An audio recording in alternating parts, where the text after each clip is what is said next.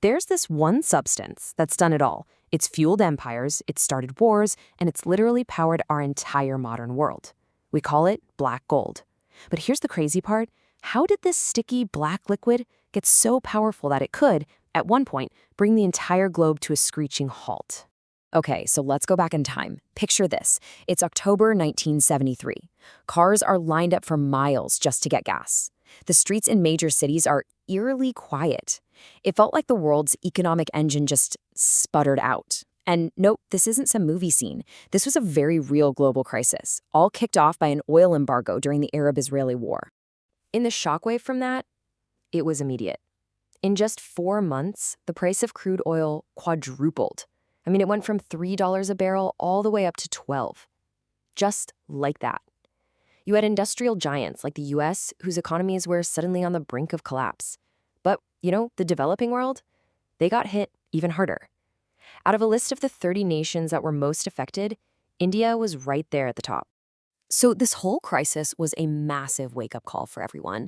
It suddenly became crystal clear just how much geopolitical power was packed into a single barrel of oil. And it really makes you wonder, right? How did this one thing become the absolute lifeblood of the entire global economy? Well, to figure that out, we've got to go way, way back. Yeah, long before anyone was calling it black gold, oil was definitely known to ancient civilizations. But its real power? That stayed buried deep underground for thousands of years. You see, for most of human history, oil was more of a weird curiosity than a valuable commodity. In ancient Egypt, they were using it as a kind of medicine, like a balm. Fast forward a few centuries to 347 CE, and you've got engineers in China drilling for something they called burning water, and they used it to help produce salt. But these were just small, isolated uses. The world really had no idea what it was sitting on. To really get just how revolutionary oil was, you have to think about what people did for light before it came along. Get this. If you lived in early America, your candle might have been a dried salmon. Seriously. Over in Scotland, they used a preserved bird called a petrel. And this wasn't some quirky thing people did for fun. This was just how you lit your house. The world was absolutely desperate for a better, cheaper way to get light. So, by the 1700s, the best thing we had was whale oil. The whaling industry was huge, but the oil was super expensive, and honestly, we were running out of whales. The world needed a new solution. And then, bam, the breakthrough.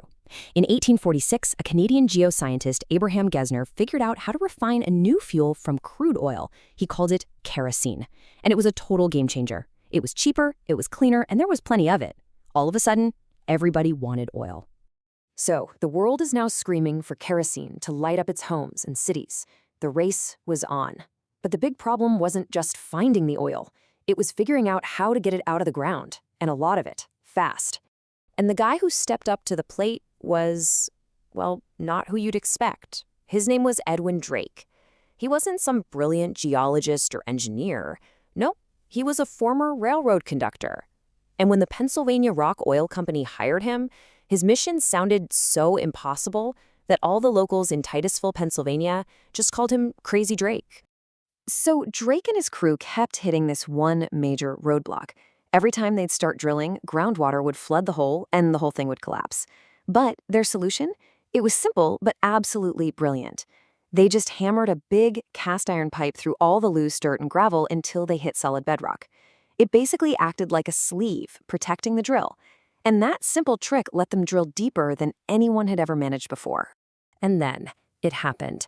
On a Saturday afternoon, August 27, 1859, at just about 69.5 feet down, they hit it. They struck oil. That right there was the birth of the modern oil age. The story goes that when Drake showed up on Monday morning, his team had already filled every single barrel, tub, and anything else they could find with the black stuff. You can bet that news spread like wildfire. Titusville basically became Oil City overnight. Production just exploded. To give you some perspective, before Drake's well, the whole region was producing maybe 4,500 barrels a year. Just 4 years later, that number shot up to 3 million.